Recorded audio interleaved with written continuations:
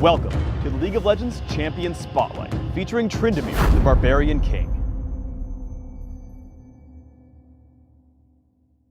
Tryndamere is a melee fighter who focuses on dealing huge damage with his basic attacks. This spotlight will focus on his legendary Demon Blade Tryndamere skin. This skin has a different model, animations, voiceover, and particle effects compared to his default look. Tryndamere's passive is Battle Fury. Tryndamere's attacks, critical strikes, and killing blows build fury. As Tryndamere gains fury, his critical strike chance increases. Bloodlust gives Tryndamere bonus damage based on how much health he has. He gains a small amount of damage for being full, but he gains the most benefit at 1 health. Tryndamere may activate Bloodlust to consume all of his fury, healing him based on how much fury was used. Mocking Shout reduces the attack damage of all nearby enemy champions. Enemies that had their backs turned are also slowed for a few seconds. Spinning Slash sends Tryndamere to target location, damaging all enemies along his path. Every time Tryndamere lands a critical strike, the cooldown on Spinning Slash decreases. Undying Rage gives Tryndamere bonus fury and makes him immune to death for a few seconds, holding at 1 health if he were to take fatal damage. This ability can be cast while stunned, silenced, or otherwise incapacitated. As an added note, you typically want to use Bloodlust to heal yourself right as Undying Rage ends to help you survive. I play Tryndamere as a jungler, which allows me to farm without interference and also enables me to gank without my opponents expecting it.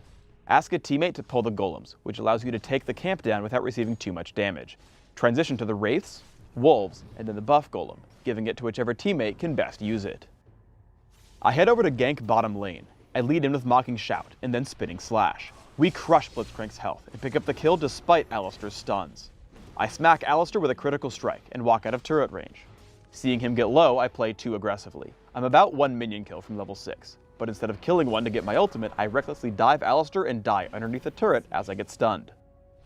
When your ultimate is up, you can take most fights if you play well. Fighting Vladimir in mid lane, I start aggressively. I wait for Sanguine Pool, but unfortunately he turns around right as I use Mocking Shout. Thankfully, I can still chase him, using Flash and Spinning Slash to dive him underneath his turret. The scariest part here is getting away from the turret. Right as Undying Rage is about to time out, I take a turret shot, then use Bloodlust, letting me take another attack as I walk out of range. As I get into a fight in mid, I run once Alistar uses his ultimate. I head back in once Taric shows up, stunning Vayne. I take her down with just a few basic attacks and Spinning Slash. Turning to Vladimir, he's unable to sufficiently damage me as I deal tons of damage and have lifesteal. Once he falls, I can easily chase Alistar, who's already used his ultimate. Thanks to Taric, I pick up 3 kills without even touching Undying Rage. I get pulled into the enemy turret by Blitzcrank. I run out and use Undying Rage right as I'm about to die. Yorick makes a clone of me with Omen of Death, while I try to focus Vladimir.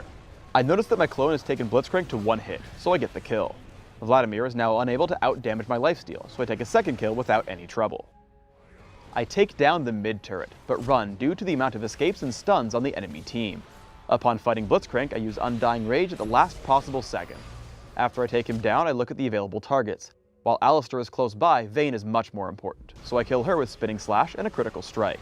Undying Rage times out as I die, but I've been targeted by Yorick's Omen of Death, so in my short second life, I dive on a Tristana, picking up the kill before expiring.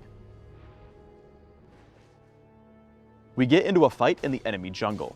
Blitzcrank appears to be an easy target, so I go for him first. Unfortunately, his team shows up and he flashes out.